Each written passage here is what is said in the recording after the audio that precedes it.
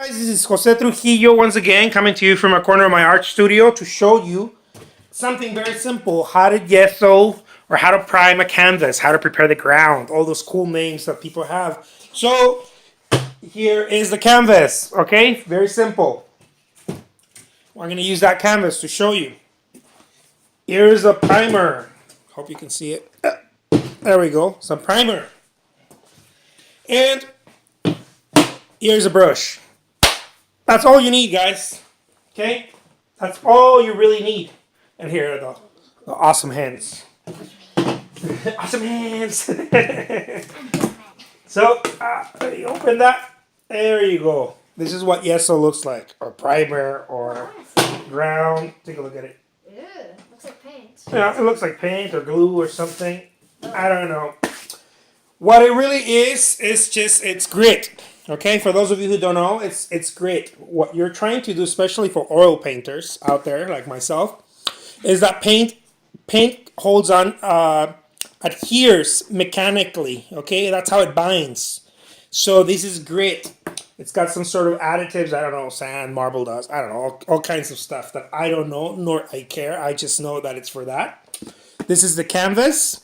Even when you buy canvas that is already primed, it might serve you well. I don't know. To prime it again. For example, I bought this primed already. This is a canvas board or panel, however you want to call it. Let me show you. Here. There you go. There you go. You can see it right there. You dip your brush in there, and then you go. Bam. That's all you need to do? That's all, you guys. Look. This is all of it. That's all. That's it. You only need to do it once. Yeah, make sure you have some paper. Thanks for that note, Monet. Yeah, otherwise it's gonna ruin your something. Right, your table, dude. So make sure that, this is it, you guys. That's it. People get caught up on this stuff. I don't know why. I see all these videos and I see people like talking about it. Like I certainly, I got caught up in it when I was starting out just because, I don't know why. People get caught up on that. Now, let me go a little deeper into why people get caught up. Even though I just said, I don't know why. Ta-da! Hey, that's my part. Yeah. Really, the reality that I believe people get caught up on this stuff is because people want a smooth surface many times. Okay? People want a smooth surface. So I think that they start going into like, how do I make it fine? How do I make it finer?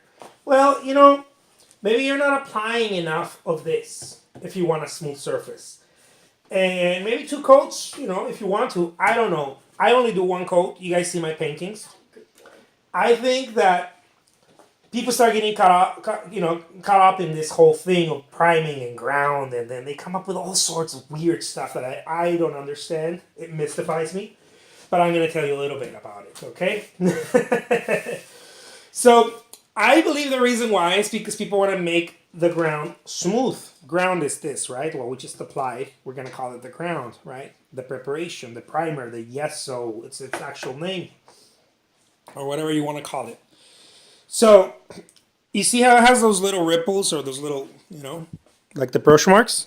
Some people don't like that. As a matter of fact, some people apply it with a spatula. Some people like it with a palette, right, or a spatula or a board or whatever. Some people like that texture. Other people don't like it. I don't really even consider this texture. I just think it's brushed there, right? The marks. It's just brush marks. But some people say, you know what? I'm gonna sand it down. So what they do is that they start sanding it down. Here's the process to sand that down if you want like a super smooth, balloon smooth canvas, right? The way you do it is that you apply it just like I did it right here, okay? Number 1, apply your first coat of this. Number 2, what you do next is that you get some sandpaper. I don't have little stuff to show you guys how it is. I'm just telling you, okay? Because I don't really care about it. But those of you who care about it, I'm going to run through it for you guys. You get some sandpaper that is about 150 grit, maybe 220 grit, somewhere around there, okay? 220 grit. Don't go any higher than that. 220 grit. You buff it a little bit. once this is dry, okay, this has to be dry, of course. You buff it a little bit, just one pass. You go with 220 grit, okay? You dust it off. You apply a second coat of this. Ta, ta, ta, ta. You let it dry, and then you come back with a 400 grit sandpaper, okay? The first one is a 220. Let's do it right here. The first one is a 220 grit, okay? Grit. And the second coat will be with a 400 grit. I would have thought it was maybe 440. The 400, oh, I don't know.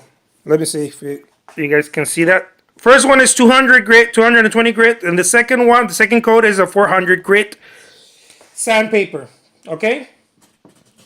So that's it. It'll become super smooth for you guys. I don't think you need anything other than that. I used to be a lacquer technician, paint and lacquer technician. I know what I'm talking about, guys. I just wanted to give you those awesome little tips. Thank you so much for watching. Till next time. Bye-bye.